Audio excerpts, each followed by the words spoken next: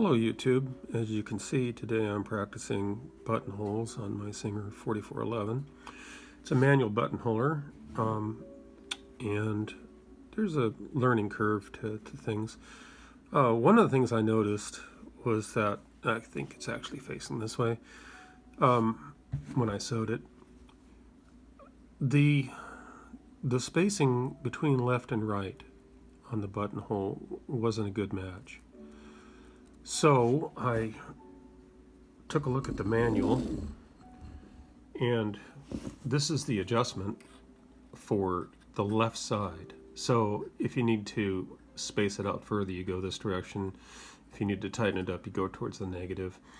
And at the factory, it came from the factory right at 0, which is to be expected. So that's a great adjustment. And once I did, I started getting stitches that were much closer in the relationship, and I'm happy with that. So the next thing is, let me move this here. The next thing I needed to do was figure out how to get my buttonholes to the right length. Let me pop this out. And there's an index along the side here, and there's a sliding reference, of course, and that's similar to a lot of buttonholers. But anyways, what I did was I measured the buttonhole, or the button. Let me slide this to the side so I can. And it measures about, 1, 2, 3.5, or maybe 4.5, 4.5. Of those index lines. And so I sewed it, I taped it right here, and sewed it, and of course without giving it allowance, it was too tight for the button to pass through. So I monkeyed around and experimented, and I was able to figure out where it needed to be. And let me get this threaded through here.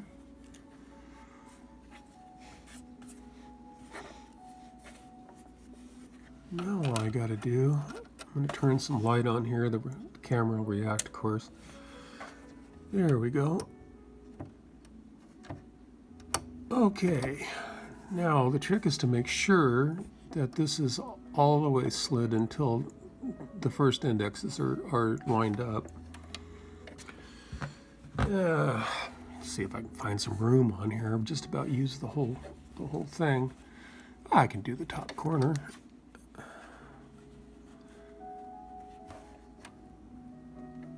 Actually, that's going to be a problem because there's the other one in the way. Okay, so the foot is slid all the way up to where it should be. And with all my Singers, at least, if I don't hang on to the top thread when I'm starting. Okay, so it'll build a bird's nest in jam. So I'm set right on 1, and the reason I'm that large on the stitch is because this Coates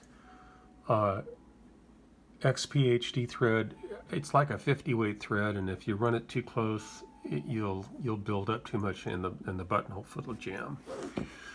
I normally run about 6 on this much fabric, but the instructions said to back it off a notch on the tension, and so I did.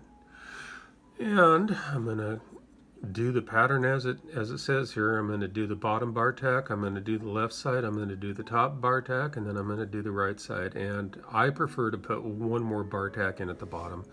I like to do that. It makes me feel better. Okay, so I'm going to hang on to the thread, and I'm going to start my bar tack. The machine's all set up right. Okay, here we go. And one of the things I notice is that 2 tacks with this particular thread is plenty. Okay, before I sink the needle back, I'll switch it to 2. You're going to notice on this machine that it has a very manageable foot controller, and that's because I went in and adjusted it, and you can find videos on how to do that, so I'm not gonna bore you with that. So the trick here is I'm going to stop when this index line reaches my tape. You probably couldn't see with my fat hand in the way, but so I'm going to run up to the tape. So we're on 2, which is the back stitch.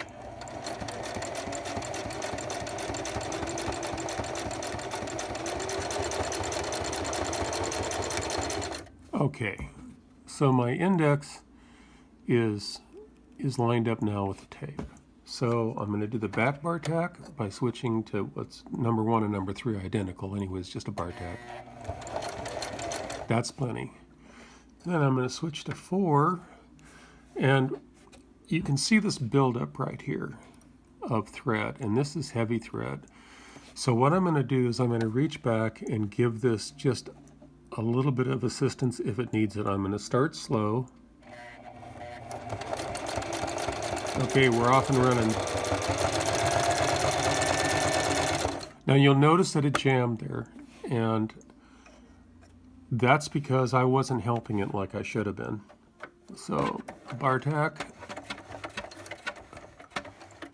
and we'll go to the next buttonhole.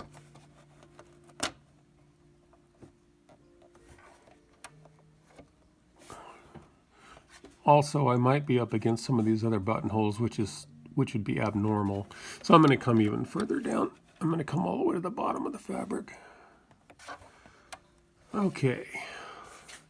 Put a bar tack in, and I don't have to hold the thread because it's locked to the last buttonhole. Okay, and I do have, okay, just making sure I got that set all the way back to 0 because this is not spring-loaded. That's plenty. Switch to 2. And do the back run.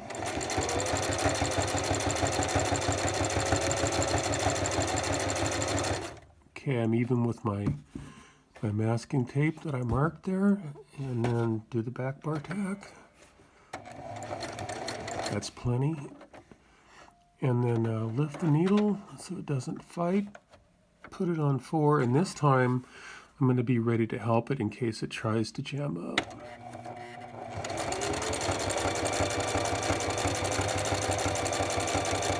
Okay, did fine because I was doing my job as an operator. You've heard of operator error, right? Well, I'm the guy that should be the test pilot for all that because I make lots of them. Okay, that's plenty of bar tack on there. Okay, all good. Came out just fine. Now you can see right here on this one, this is where I didn't keep steady tension on there. And when I did give it a pull, of course, you get this type of mess here. Now I did my job. Let me clip that so it's not fighting me. I did my job properly on this one. That's a good buttonhole. I may have, the reason this is wider here than up here is because of me. I may have pulled sideways a little bit on the fabric, but it's still a good buttonhole. Now, these seam rippers are not all that sharp when it comes to going through 4 layers. I mean, if you point them at your hand, they're like razor sharp, right? Everybody found that out probably. So what I'm going to do is I'm going to put this underneath here, and I'm going to bring the needle down as accurately as I can. And I'm just going to wiggle this around until I'm right at the beginning of the buttonhole. And all I'm going to do is puncture the fabric. And then, let me pay attention to the video too at the same time. Now, this will go in easily. If I can find where I did it. There it is right there. Okay. Now, let me open this buttonhole up.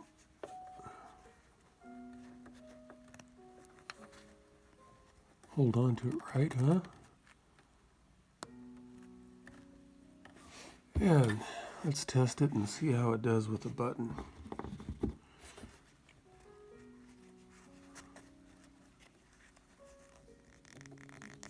Okay, that's perfect. I mean, it takes just a small amount of effort to push it through the buttonhole, which is exactly how I like it, because in my experience these loosen up a little bit as the garment's worn. So that's a good buttonhole. I'm real happy with that. Anyways, that's what I've been learning about my 4411, and I'm glad that you stopped by to watch, and have a great day.